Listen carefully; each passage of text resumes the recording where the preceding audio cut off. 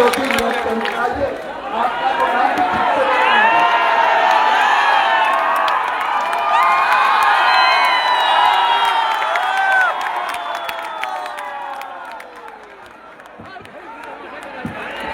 सबसे पहले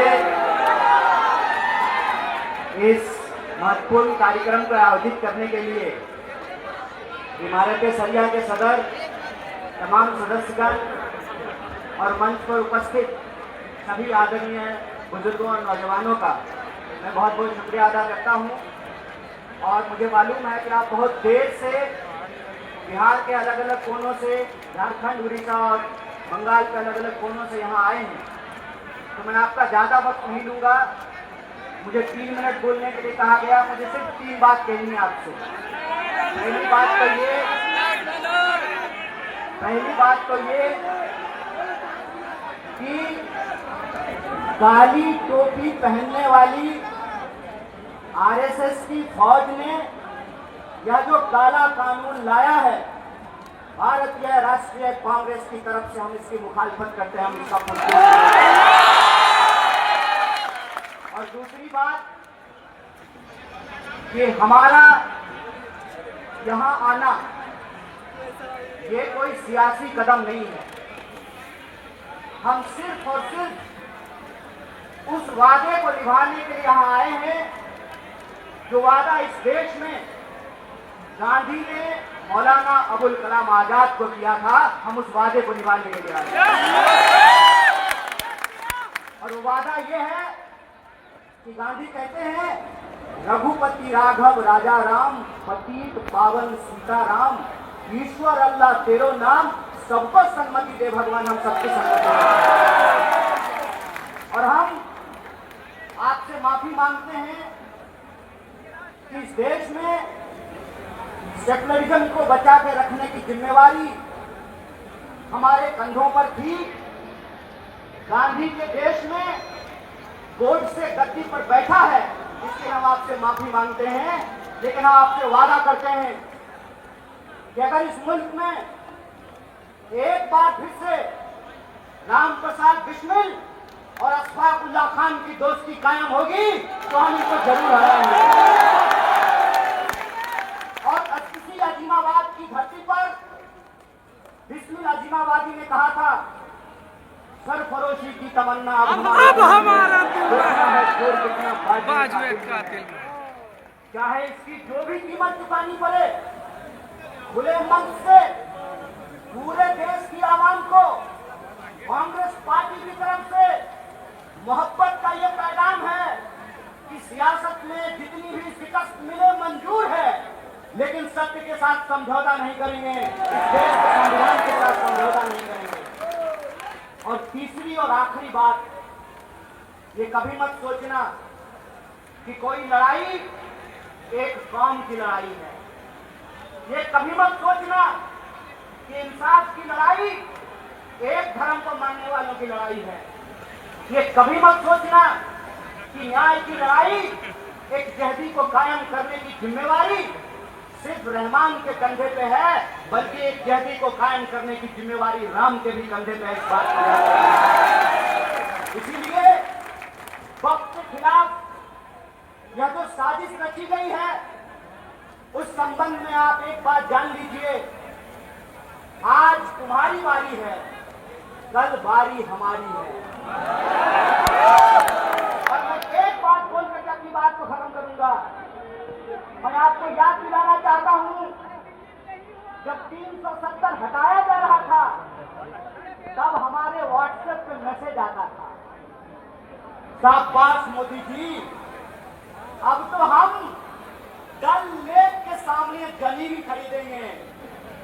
मेरे टोले मोहल्ले के लोगों, बताओ कितनी जमीन तुमने डल लेक के सामने खरीदी है, बता दो जरा हमको।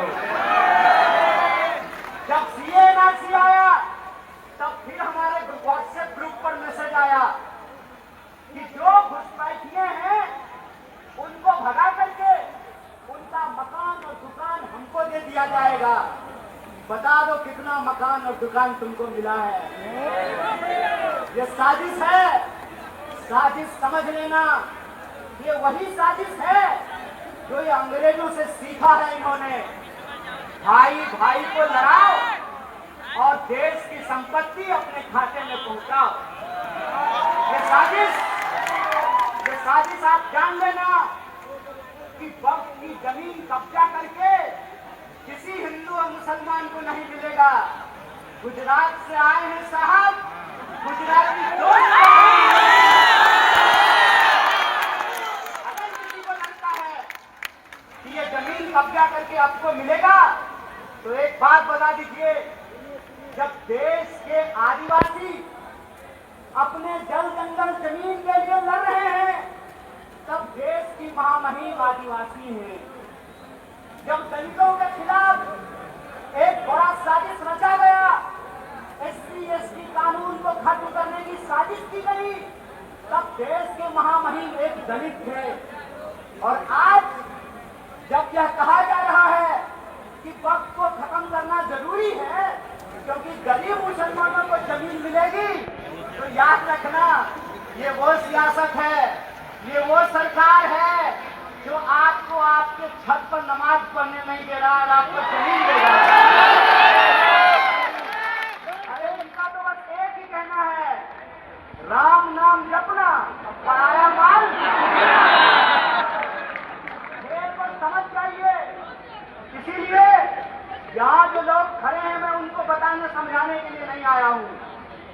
मेरी आवाज जहाँ तक पहुँच रही है, मैं बिहार के आवाम को और देश को यह बताने आया हूँ, दूसरे के तकलीफ में हंसने की संस्कृति भारतीय होने की संस्कृति नहीं है, ये भारत का इतिहास नहीं है। भारत की संस्कृति ये है कि हम अपने धर्म की इज्जत करते हैं और दूसरे के धर्म का भी सम्मान करते हैं। ये भारतीय होने का मतलब होता है। भारतीय होने का मतलब ये होता है कि हम अपने घर में सुख चैन से रहें, तुम अपने घर में सुख चैन से रहो। जो दूसरे के इबादत खानों पर, दूसरे की जगहों पर झंडा गाड़ते हैं, उनके पास ईमान नहीं बेईमानी है, इस बात को याद रखिएगा। इसीलिए जब आज RSS कह रही है कि संविधान से, प्रस्तावना से समाजवाद और धर्मनिरपेक्षता निकाली जाएगी, इसका मतलब ये है कि आज एक शब्द निकाला जा रहा है, कल को पूरी किताब बदली जाएगी। इसलिए है देश के नागरिकों, चाहे आप हिंदू हो या मुसलमान, चाहे आप दलित हो या ब्राह्मण, चाहे आप अगड़ा हो या पिछड़ा, चाहे आप टोपी लगाने वाले हो या तिलक लगाने वाले हो, याद रखना ये ऊंच नीच को मानने वाले लोग हैं, इनको आपने गद्दी पर बिठाया है, ये आपसे आपका समानता का अधिकार छीनेंगे, आदिवासियों से जल जंगल जमीन का अधिकार छीनेंगे, पिछड़ों से भागीदारी का अधिकार छीनेंगे और मुसलमानों को इस देश में नागरिक होने का अधिकार छीनेंगे। इसीलिए लड़ाई एक कौम की लड़ाई नहीं है, पूरे हिंदुस्तान को बचाने की लड़ाई है और इस लड़ाई में हम सब एकजुट हैं। बोलिए एक है कि नहीं है? तो आप हमारे साथ एक नारे को बुलंद कीजिए, उसके बाद हम अपनी बात को खत्म करेंगे। इस काले कानून के खिलाफ हमारी एक तहरीर प्रदर्शित होनी चाहिए। अशफाकुल्लाह खान और राम प्रसाद बिस्मिल की दोस्ती कायम होनी चाहिए। तो आप हमारे साथ आवाज को बुलंद कीजिए, आवाज दो, आवाज दो, लड़ेंगे। बहुत बहुत शुक्रिया, बहुत बहुत धन्यवाद भाई। हमारे